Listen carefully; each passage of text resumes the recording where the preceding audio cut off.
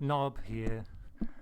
There's the team we're up against. You can see their top rider, Dean. Keep an eye on him. Rather powerful. Let's get back to the action.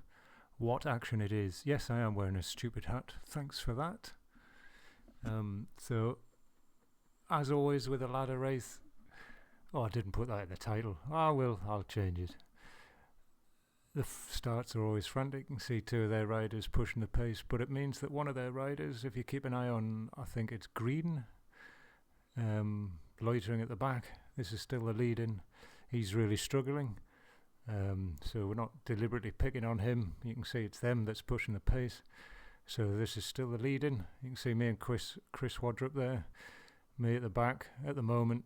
Three of them behind me pushing the pace. I know Dean's going to catch back up, but if you look at the map at the top right, you can see 2 or 3 purple blobs really dropping back, and the gap now starts growing back to Green. Dean obviously just comes back forward, and so does Matt, or M-A-A. No, yeah, it is Matt. Green's really trying, but there's still 5 of us versus 2 of them at the moment.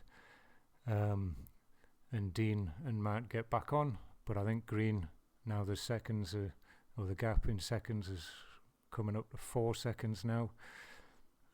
Still pushing the pace because around this corner, around this bend, it pushes uphill. Not particularly steep, but enough to make the gap grow. We've got Pat putting on a burrito there. And you can see now Green is 3 seconds. He's putting in power like he's trying. The gap is holding it around 3 seconds. But this is, as I say, really early on in the race. So if we can already drop one of them, it's now 4 seconds. And so the pack speed, 47 kilometers I'm doing. And behind Green's power is still 3.3, 3.7 there, 4.1. He's trying, he's pushing. Doesn't give up, but there comes a time where you just go, can't cope now. He's not going to get back on. And to be fair to Dean and Matt, they're sort of loitering at the back to try and maybe give him some draft, which is why we're still pushing the pace to try and force him to drop, which I believe is now 5 seconds. Oh, it's gone back to 4.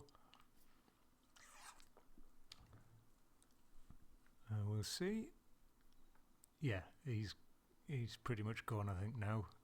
So I'm going to shut up and let just the riveting action play out. And as I say, it's 6 laps, so we're only halfway through lap 1 here. Lots of to and fro. Pace is high throughout. This first lap was mad fast.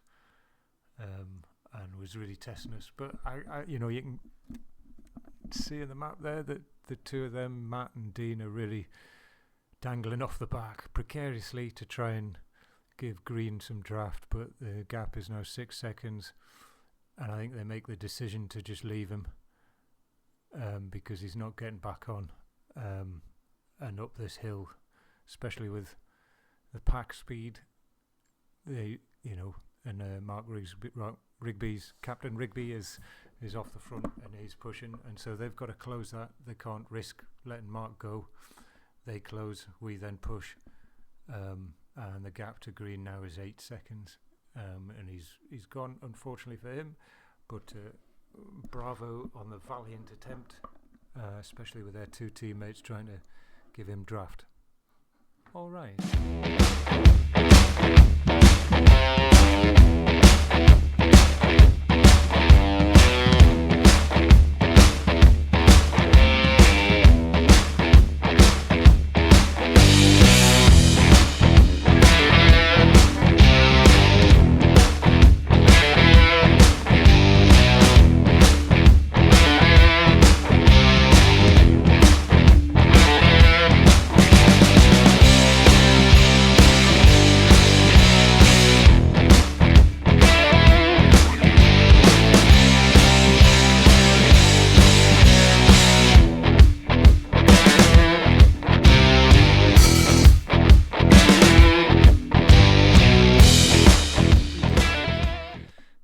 spot something that happens in the next few seconds to my heart rate.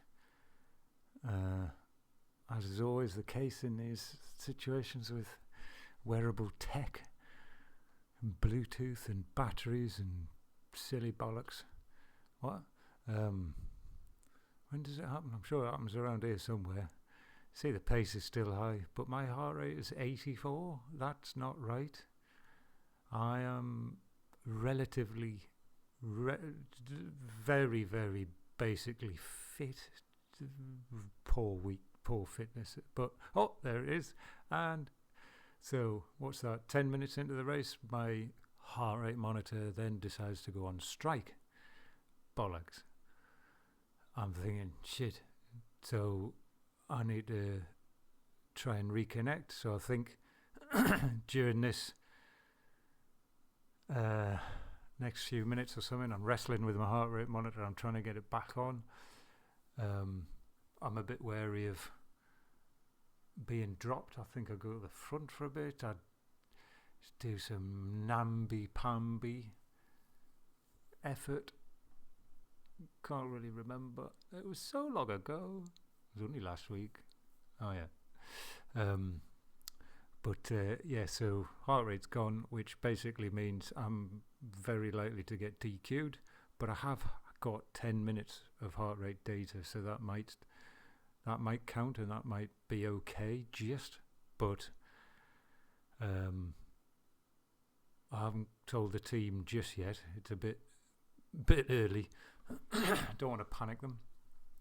I'm already panicking. And my heart rate,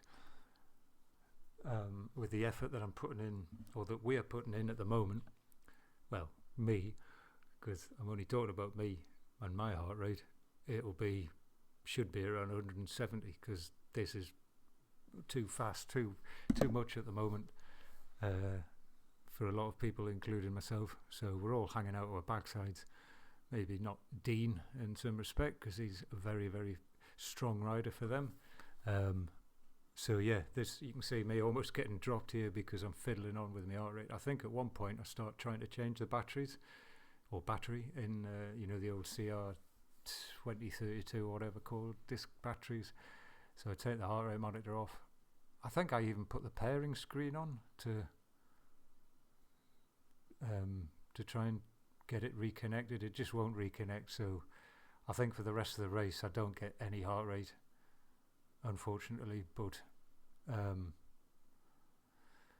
yeah, very frustrating, but never mind. So it does play out later on as to what sort of tactics or something we employ specifically for me. Oh, there you go. See, I'm trying to reconnect now. Just won't work. But if you didn't know, you can still pedal whilst on the connecting screen, or pairing screen rather. I think previously, ages ago, the pairing screen just made you I don't think you were. Oh, I can't remember whether you were always allowed to pedal. I can't remember. Doesn't matter. But yeah, struggling on. But the decision made later on was that if I'm going to get DQ'd, then we might as well try and use me to lead us out in the finish, in the sprint, if there is going to be a group finish, sprint finale conundrum. And it's worth me trying to get as high up the finishing points as possible to stop them getting 9-10 points or whatever. Anyway, shut up and listen, pay attention.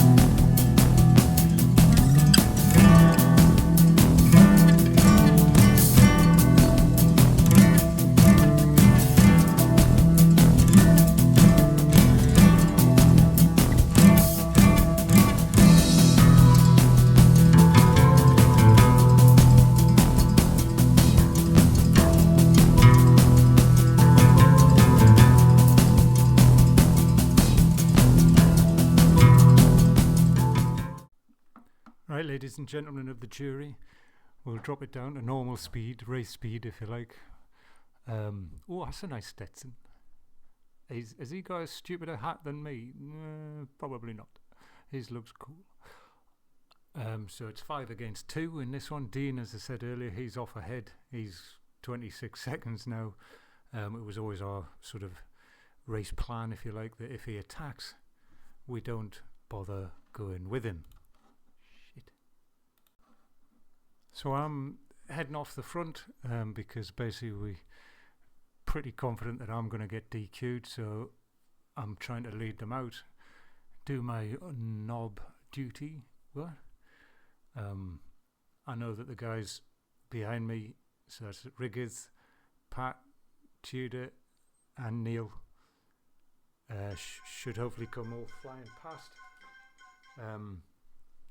and get us the second, third, fourth, etc. that we need to win this race. The odds kind of are stacked in our favour because we know that the stats are, well, we're better sprinters, apart from the Dean lad who's up ahead. But yeah, we're building up to this sprint finish. I have got a burrito, but I'm not going to use it because I need people to come past me, not handicap them. But anyway, you'll see that Matt starts going straight away. He's going long and early with the Stetson. Good lad. But that sets us all going. Rigby's going. He leads me. And then we've got Tudor coming, zinging past. And then Pat as well, kicking out huge watts. Go on, son. Go on, lads. Tudor's just getting there. And then Pat just gets second. We get third. And I get fourth. But as I say, I don't know whether it's going to stick because the dodgy heart rate. But yeah, great result, and I'll post up the results in a second once I've finished working out how to use this mouse.